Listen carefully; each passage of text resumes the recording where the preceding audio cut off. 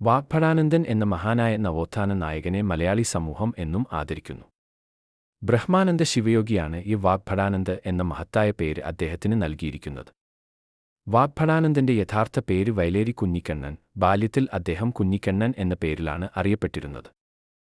1868-ൽ കണ്ണൂരിലെ പാറ്റ്യത്തിലാണ് വാഗ്ഭടാനന്ദൻ ജനിച്ചത്. ജീവിതകാലത്ത് അദ്ദേഹത്തിന് സാമൂഹ്യപരിഷ്കാരത്തിനും വിദ്യാഭ്യാസ വ്യാപനത്തിനും വലിയ പ്രാധാന്യം നൽകാനായി. 1906-ൽ കോഴിക്കോട്ടെ കാരപ്പറമ്പിൽ തത്വപ്രകാശിക എന്ന സംസ്കൃത പഠന കേന്ദ്രം സ്ഥാപിച്ച് വിദ്യാഭ്യാസത്തിന്റെ പ്രാധാന്യം ഊന്നിക്കാട്ടി. 1911-ൽ രാജയോഗാനന്ദ കൗമുദി യോഗശാലയും കോഴിക്കോട് ആരംഭിച്ചു. 1917-ൽ വാഗ്ഭടാനന്ദൻ ആത്മവിദ്യാസംഘം എന്ന പ്രസ്ഥാനം രൂപീകരിച്ചു. മലബാറായിരുന്നു ആത്മവിദ്യാസംഘത്തിന്റെ പ്രധാന പ്രവർത്തനമേഖല. 1921-ൽ ആത്മവിദ്യാസംഘത്തിന്റെ മുഖപത്രമായി അഭിനവ കേരളം ആരംഭിച്ചു.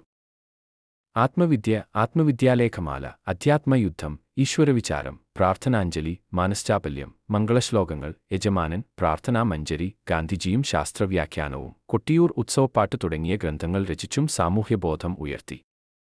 ഉണരുവിൻ, അഖിലേശനെ സ്മരിപ്പിൻ, ക്ഷണമെഴുന്നേൽപ്പിൻ, അനീതിയോടെതിർപ്പിൻ എന്ന മുദ്രാവാക്യത്തിലൂടെ വാഗ്ഭടാനന്ദൻ ജാതിഭേദത്തിനും അനീതിക്കും എതിരെയുള്ള പോരാട്ടം നയിച്ചു.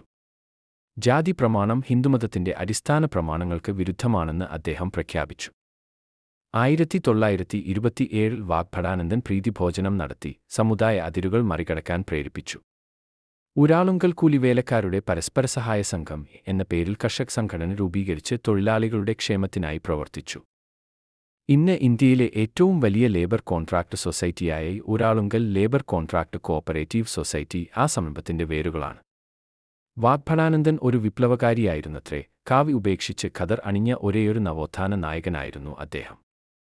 1939-ൽ യജമാനൻ എന്ന മാസിക ആരംഭിച്ച് സാമൂഹ്യപ്രബോധനം തുടർന്നു. 1939 ഒക്ടോബർ 29-നാണ് ഈ മഹാനായ നവോത്ഥാന നായകൻ വിടവാങ്ങിയത്. എന്നിരുന്നാലും അദ്ദേഹത്തിന്റെ ആശയങ്ങൾ ഇന്നും ജീവിച്ചു നിൽക്കുന്നു.